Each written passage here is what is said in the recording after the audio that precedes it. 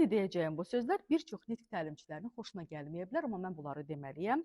Parazit sözlər haqqında xüsusən. Ümumiyyətlə bizim ı səsi çıxartmağımız bu nə zaman parazit sayıla bilər? Əgər biz bir cümlənin içərisində 2 dəfə bu səsi çıxarırıqsa, normaldır. Əgər 6-7 cümlənin içərisində bir 20 dəfə ı səsi deyiriksə, və yaxud da sevimli parazitlərimiz olan yəni, şey, fərqi yoxdur, hər yerdə müxtəlifdir. İşlədirsə, bax bu parazitdir. Amma siz bir cümlənin içərisində 2 dəfə ı və yaxud sevdiyiniz bir paraziti işlədə bilərsiniz. Çünki bu beyindir, düşünən orqandır, robot deyilik ki, biz də arada ı səsi çıxarda bilərik və bunun üçün kompleksə qəti düşməyik.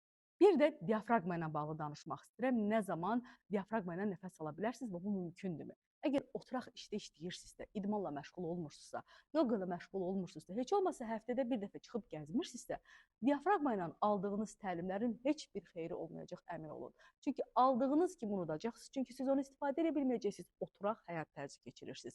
Ona görə də diafraqmadansa siz daha çox pauzalara fikir verin və onları doğru deməyə çalışın. Bunu təlimlərini alın ki, nəfəsinizi doğru çalışdırın.